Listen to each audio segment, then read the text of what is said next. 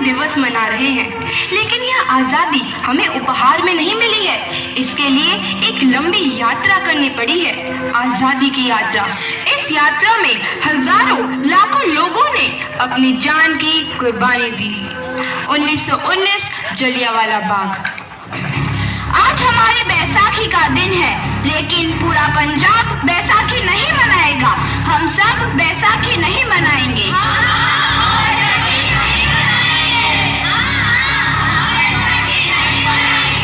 जब तक हम अंग्रेजों को भारत से बाहर नहीं निकाल देते, पूरा पंजाब बैसाखी नहीं मनाएगा। अच्छा, तो तुम सब हमारा विरोध करता है, भाग जाओ यहाँ से।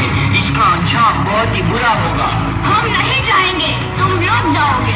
हमें नहीं, तुमको भारत से भागना होगा। Soldiers fire!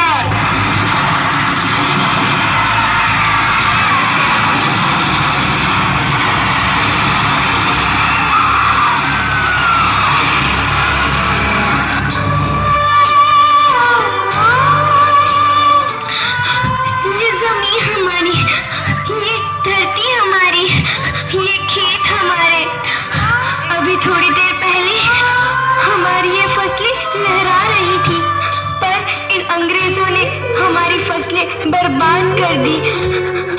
इन अंग्रेजों ने एक ही झटके में इन सब फसलों को काट दिया। अंग्रेजों, तुम्हारे इस अत्याचार से हम डरेंगे नहीं। इस अत्याचार का बदला लेकर रहेंगे। हम आजादी लेकर रहेंगे। जलियांवाला बाग हर हिंदुस्तानी की आंख नम कर गया। इस कांड में कितने मासूमों की आहुति चढ़ गई। इतनी हैवानियत से इंसानियत कत्ल कर दी गई। जलियांवाला बाग के हत्याकांड ने आजादी की आग में घी देने का काम किया। मासूम औरतों, बच्चों की दर्द भरी चीखें और सिसकियां इनकलाब का गूंज बनकर उभरी। लाला लाजपत राय, भगत सिंह, राजगुरु, सुखदेव सरीखे क्रांतिकारियों ने भारत की इस जमीन से विदेशी दरिंदों को निकाल फेंकने के मंसूबे मजबूत कर लिए। 8 अप्रैल 1929 लाला लाजपत राय के नेतृत्व में साइमन कमीशन के खिलाफ एक भारी जुलूस निकाला गया। Simon commission, Simon commission, Simon commission, Simon commission, Simon commission, Simon commission, Simon commission, Simon commission, Simon commission. बेवकूफ इंडियंस, तुमको हमारी बात समझ में नहीं आती। Stop this. साइमन कमीशन नहीं मानता। आई से स्टॉप दिस। लाला जी, आप आगे बढ़ो, हम आपके साथ हैं। लाला जी, संघर्ष करो, हम आपके साथ हैं। लाला जी, संघर्ष करो, हम आपके साथ हैं। लाठी चार्ज करो!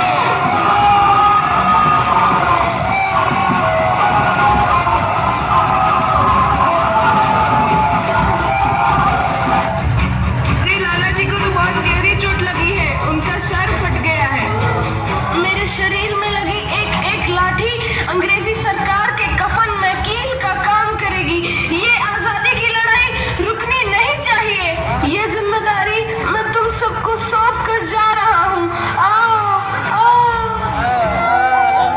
लाला लाजपत राय की दर्दनाक मौत के बाद भगत सिंह, सुखदेव, राजगुरु, वतन के इन मतवालों के खून में ऐसा उबाल आया जिसका सामना करना अंग्रेजी सरकार के लिए मुश्किल हो गया। अंग्रेजों को करारा जवाब देने के लिए स्कॉट और सैंडर्स को मारने की रूपरेखा रची गई।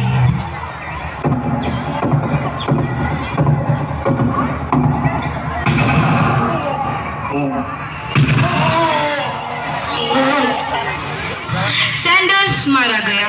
चारों तरफ तहलका मचा था। दीवारों पर लिखा था, लाला जी की मौत का बदला ले लिया गया है।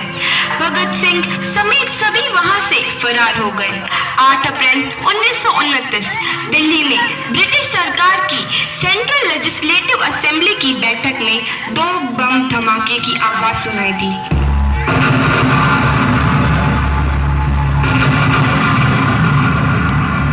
धमाकों ने अंग्रेजी हुकूमत को हिलाकर रख दिया। इस घटना को अंजाम देने वाले भगत सिंह,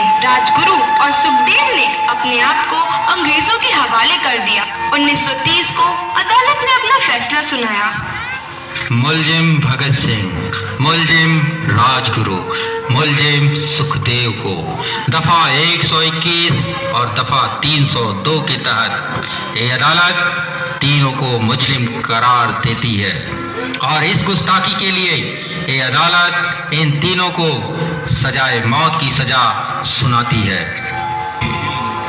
सरफरोशी की तमन्ना अब हमारे दिल में है, देखना है जोर कितना बाजुए कातिल में है।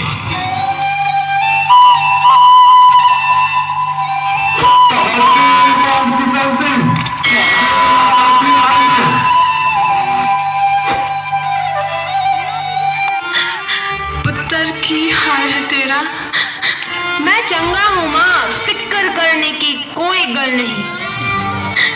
पुत्र, मेरा दिल तेरी तरह पत्थर दिल नहीं होगा। तेरी ये गला सुन के मेरा कलेजा फटे जा रहा है। माँ, मेरा दिल कोई पत्थर जैसा नहीं है, एक वतन परस्त का दिल है जो मेरे देश प्रेम के जज्बे को ताकत देता है। बेटा, मेरा लाल। माँ, आज मेरी तपस्या पूरी होने जा रही है। जे तू रोई तो मैंने तकलीफ होई। सोच, तेरा पुत्र आज शादी करने वास्ते जा रहा है। फर्क केवल इतना है, वो घोड़ी पर नहीं फांसी पर चढ़ने वास्ते जा रहा है। आज तू क्रांतिकारी की माँ है, कल तू एक शहीद की माँ होगी। माँ। पुत्र भगत, तू इतनी छोटी उम्र में हम सबको छोड़ के चला जाएगा। तूने जिंदगी में देखा ही क्या है पुत्र? मैंने अपनी माँ देखी है, जिसने मुझे एक ही बात बताई है कि बेटे, अपने देश के लिए एक बार मरना 100 बार जन्म लेने के बराबर होता है। अच्छा माँ, अब आशीर्वाद दे, आखिरी बार विदाई लेने का समय आ गया है। भगत, मेरे लाल।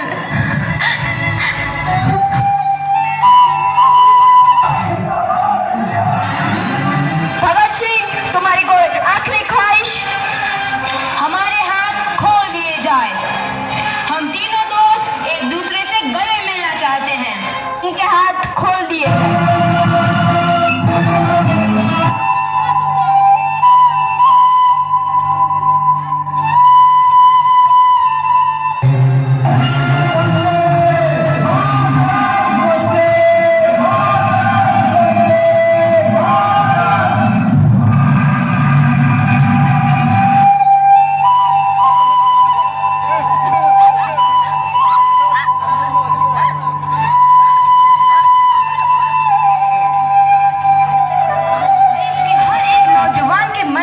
आजादी की नई उमंग हिलोरे लेने लगी।